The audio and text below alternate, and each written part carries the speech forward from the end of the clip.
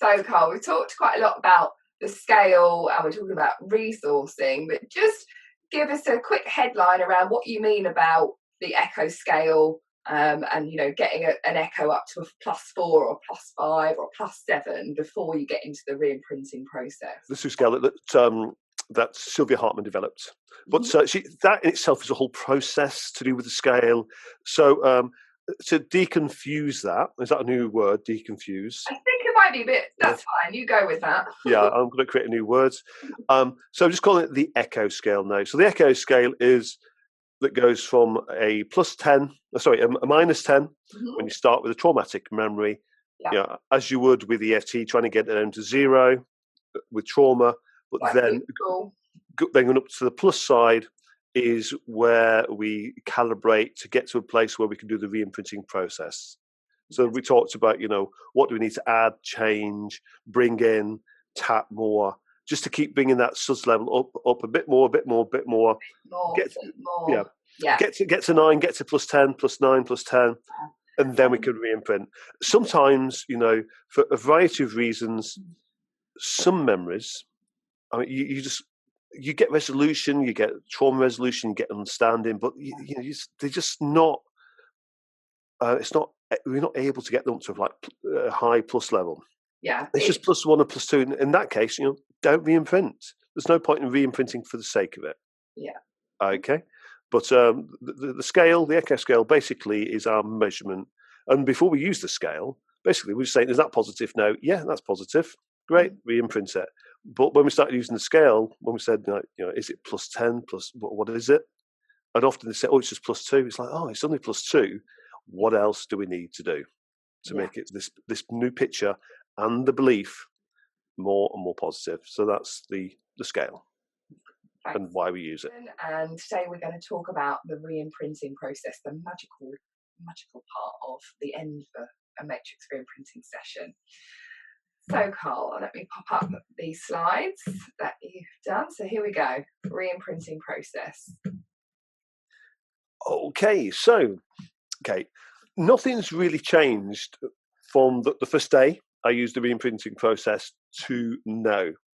I just got a bit more specific about the information that we're looking at eliciting from our clients. And that's probably the only change. The process itself, exactly the same. So as I would say with this process, as I always say with this process, it was something that most of Matrix came from learning experiences, where you work with the client and say, "Oh, that's amazing! That's a new understanding," and we've many of those. But the reimprinting process itself came about from basically having a chat with somebody. I was up in Findhorn, about to do the first one-day Matrix course. I only ever did it once because I realised there and then it was too much for one day. Yeah. And that night we used to get the resolution, but we didn't bring it back into the body, into the mind, into the cells, the heart. The heart. It was just a new picture out there. It's like, well, the body doesn't know there's a different reality in your subconscious, in your fields. Okay. So I went to bed that night thinking about this, woke up in the morning, and the process was there in its entirety.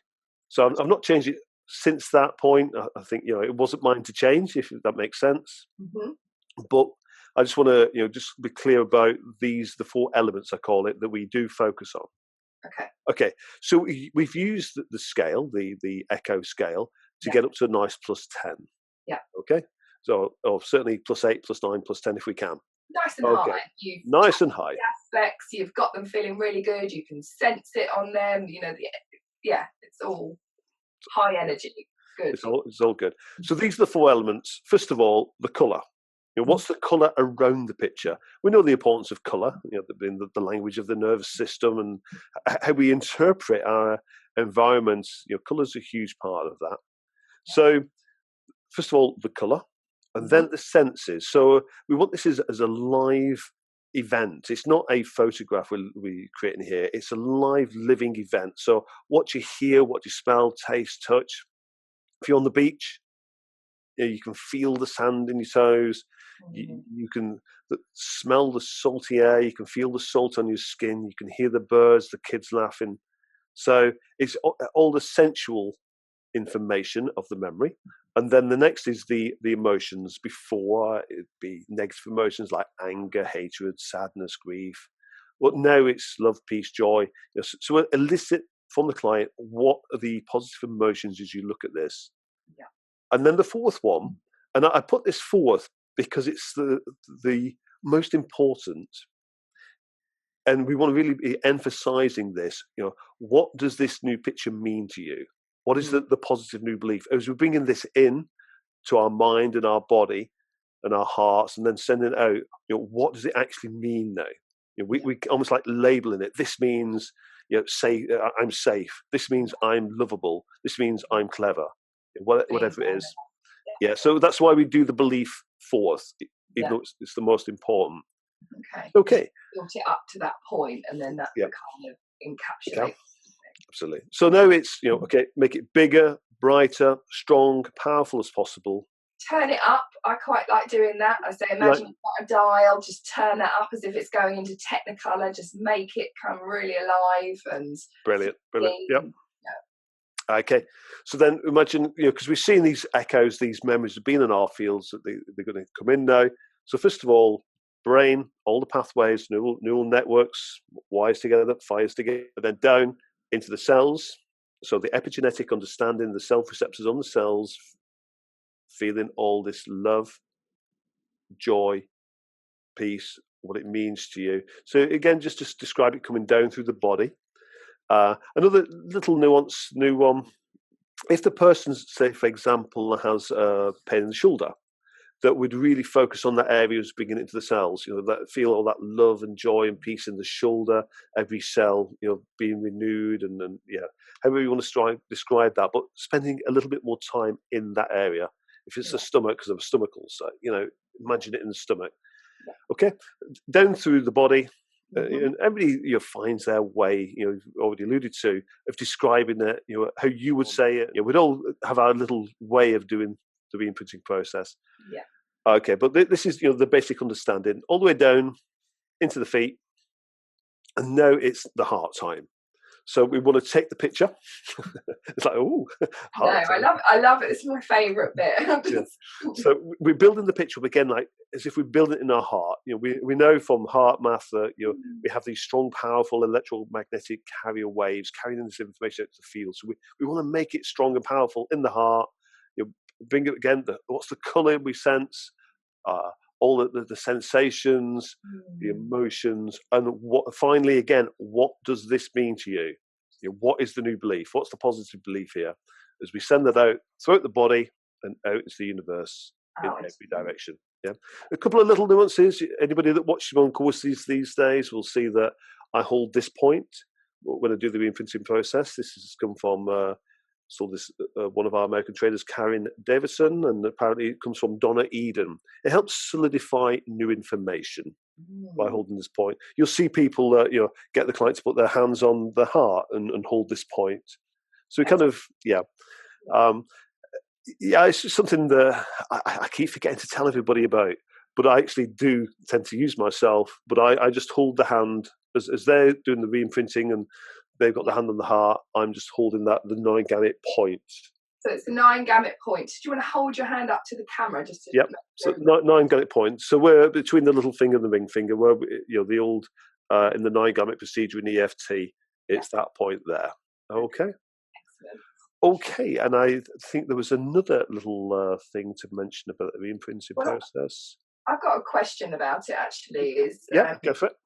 I picked this up from you. Is whenever I see you reimprint with somebody, you've always used your hand as a guide.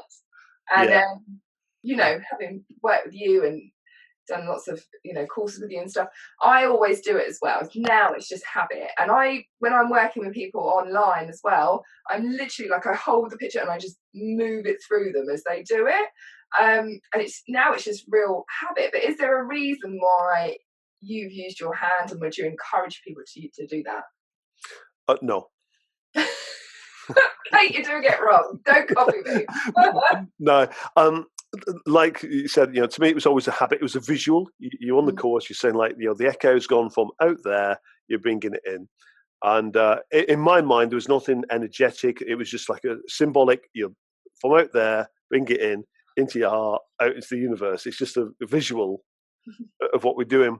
Although I was told by a lady who sees energy and sees colours, and yeah, that actually when you do that, there was something energetic going on. So maybe there is something behind it after I all. mean, this is my understanding, is that there is something energetic going on, and it works Yeah, for me.